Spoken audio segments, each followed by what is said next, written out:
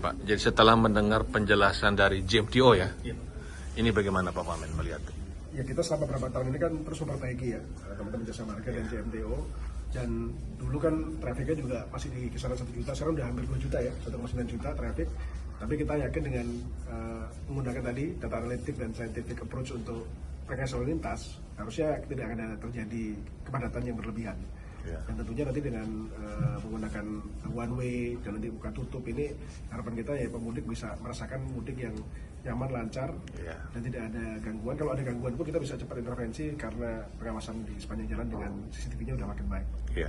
Dan kemudian ada koordinasi yang diharapkan oleh Jasa Marga yang levelnya kementerian BUMN. Kita biasanya ini kan koordinasi dengan Dirjen Hubdat ya Pak, di Perhubungan, kemudian dengan Korlantas pasti, dan nanti kan tentunya dengan para penyedia jasa lain seperti Pertamina, kita sediakan pompa-pompa bensin sementara, termasuk pompa bensin mobile Pak, menggunakan motor kalau misalnya ada mobil yang kehabisan bensin di jalan. Jadi keluhan di masa lalu seperti orang kehabisan bensin, nggak ada bensin, kemudian keluhan di simpang-simpang tertentu ada kepadatan berlebihan, itu harusnya tahun ini sudah bisa kita atasi semua. Ya. Termasuk nanti bank antisipasi harus balik juga ya, antisipasi harus balik juga. Kemudian arahan Pak Wamen untuk GMTO bagaimana supaya lancar Ya mudik ini Lebaran? buat teman-teman GMTO dan Jasa Marga, harapannya ya terus ditingkatkan kapabilitas pengelolaan lalu lintasnya dan koordinasi dengan Korlantas dan juga, dan tentunya informasi yang penting kepada para pemegang kepentingan ya, stakeholders, maupun yang paling penting ya pengguna jalannya sendiri. Tadi melalui Travoy tadi, harapannya pengguna jalan sudah bisa prediksi kapan dia mau berangkat, kapan kira-kira kecepatan rata-rata, dan dia akan nyampe di tujuan berapa jam. Jadi dia bisa milih sendiri kira-kira dia mau berangkat mau jam, kalau mau sepi cepat mungkin jam 12 malam berangkat gitu, mungkin bisa 2 jam nyampe. Kalau mau siang-siang mau nampil ke area mana, itu udah bisa diplan, sehingga pengguna jalan dengan Travoy tadi juga bisa memplan perjalanannya dengan lebih akurat. Dia mau nyampe Semarang, mau nyampe Surabaya jam berapa, mau berhenti di mana saja, bisa diplan dengan baik. Jadi planning perjalanan itu bisa lewat Travoy. Kita Travoy itu ya. Terima kasih. Kalau ada gangguan kendaraan juga bisa. Iya, bisa dibantu. Pak Wamen, tentang yang BUJT lain Pak, yang terkait tadi kan ada beberapa black spot Pak. Iya, jadi sebenarnya idenya dulu kita tuh ingin mengajukan GMTO ini sebagai pengelola seluruh Trans Jawa. Itu dulu memang ide yang belum sempat kita eksekusi ya. Jadi mungkin butuh dukungan dari BPJT untuk dalam konteks regulasinya, tapi secara korporasi sebenarnya kita ingin menawarkan juga mereka sebagai pemegang saham di GMTO.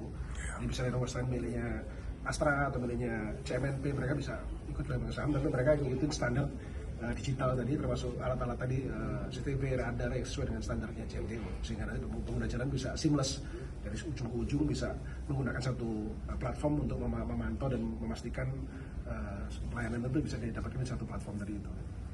Kalau lihat dari persiapan, apakah ada optimisme lebih baik dari tahun lalu? Pasti Pak, pasti. Saya rasa teman-teman kerja keras baik, dan saya lihat dari tahun ke tahun progresnya makin baik. Jadi kemampuan kita untuk memprediksi, early warning, dan melakukan rekayasa sebelum terjadinya kemacetan. Nah, itu penting sekali, dan yang juga penting juga membuat pengguna bisa merencanakan dengan sendiri.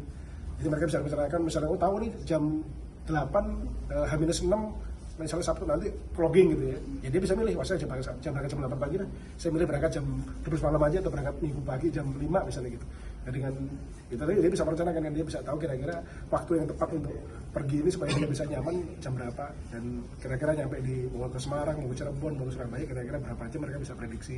Walaupun mungkin ya nanti ada rekayasa-rekayasa, tapi saya rasa dengan ini baik dari sisi penggunanya maupun pengawasan dari kepolisian dan ini bisa lebih akurat. Ya, Pak Wamen, yang tadi GMTO sebagai pengelola tol di Jawa itu ada target nggak kapan-kapan, kira-kira kapan terwujud itu? Ya, ini saya udah agak lama lupa, jadi karena diingetin hari ini, nanti saya coba dorong tahun ini lah. Jadi baru ingat lagi, ini dulu sebenarnya omongan udah agak lama lah, udah mungkin 2-3 tahun lalu ya sebenarnya omongannya ini. Cuman dengan pembicaraan hari ini nanti saya coba dorong lagi lah. Karena sebenarnya kan sebenarnya kan sebagai juga punya teman-teman juga kan, punyanya Ina, punyanya Waskita, ya karena kita coba dorong. Termasuk Trans Sumatera juga, karena kan HK kan belum investasi se-ekstensif ini ya untuk Trans Sumatera ya. Nanti kita coba lihat apakah ini termasuk kita bisa dorong sampai ke Trans Sumatera juga untuk penggunaan GMTO-nya. Semoga secepatnya Pak. Semua cepatnya. Pak Wamen nanya.